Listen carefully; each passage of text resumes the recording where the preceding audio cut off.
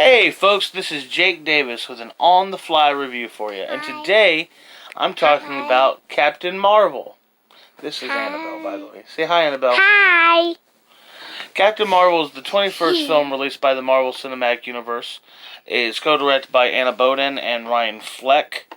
Ugh, they're terrible. And stars Brie Larson, Samuel Jackson, Jude Law, Annette Bening, Ben Mendelsohn, and Clark Gregg. There's been a lot of talk going into this movie. A lot of people had a lot of videos on YouTube talking about, speculating about what direction this movie would go, what it was going to do. And most of it was negative speculation, and I hate to say it, but it's like, they're alright. Yeah, what are you doing? Critter. The whole setup here... Critter! The whole setup here is, Brie Larson is Veers, who is a stoic Kree warrior who has fragmented memories, not memories. Her memories are fun. But she has fragmented memories, of a past that, she doesn't remember, past life she doesn't remember at all. Critter.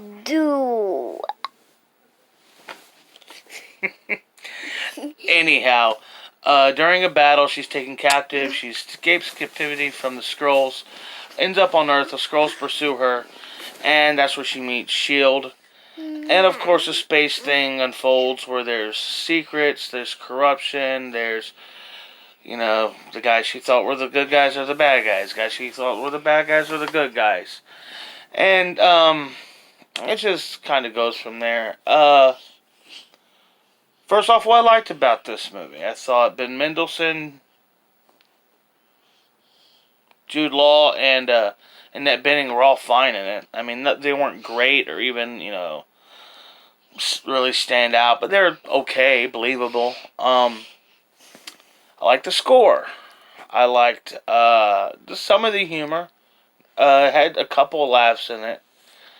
And I liked the soundtrack, even though...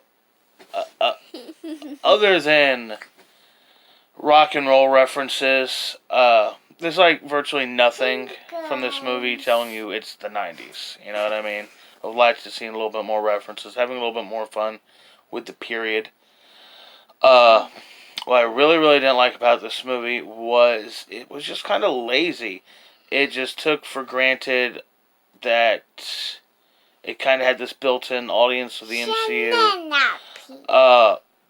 They really try very hard to give you a fun movie. I mean, of all the episodes in the MCU, this is to me the most skippable.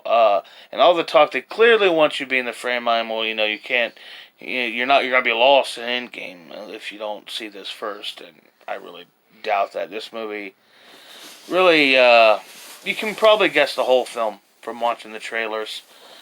Low energy performance from Brie Larson. She's really not very good in it.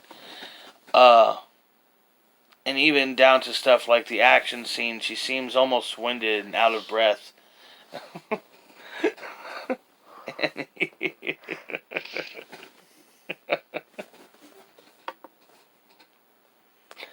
Anyhow, lackluster action scenes. Lackluster action scenes that don't really get your blood pumping. And, Carol Danvers. What made... Yeah, sure. Tony Stark, Stephen Strange, even Star-Lord, and Thor are arrogant, vain guys when we first meet them, but we see them broken down. We see them defeated, and we see them vulnerable. And we never really see that with Danvers. We never see her vulnerable. We never see her exposed or raw.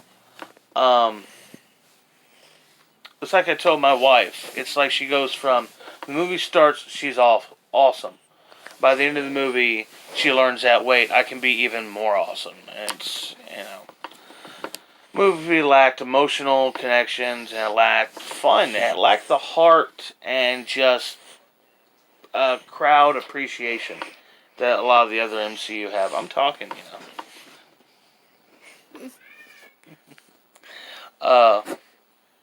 And the absolute worst thing about this movie is they completely ruined Nick Fury. I mean, he's more like his character from the Sam Jackson character from The Long Kiss Goodnight with Gina Davis than he is like Nick Fury. Are you acting like a puppy now? Woo! Anyhow, I'm gonna give Captain Marvel 2.5 stars. I don't think it's a straightforward bad movie. I mean, competently. I mean, I didn't get lost in the story or anything like that. And it also wasn't like it went too long. It was just a really dull, bland movie.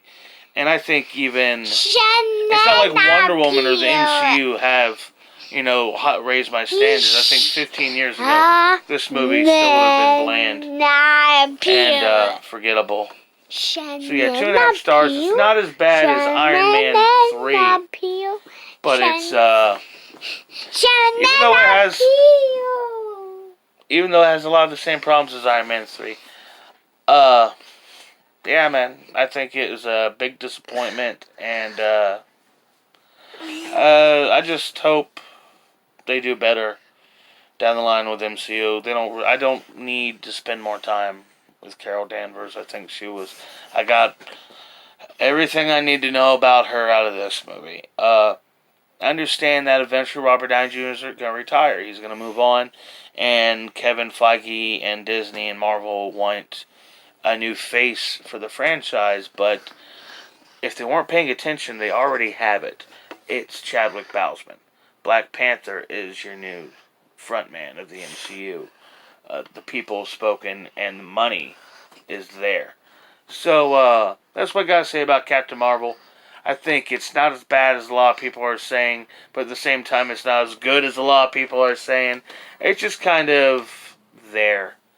A movie that doesn't really need to exist, but as it is, other than fucking up some of the backstory of the MCU, which it really does, oops, bad word.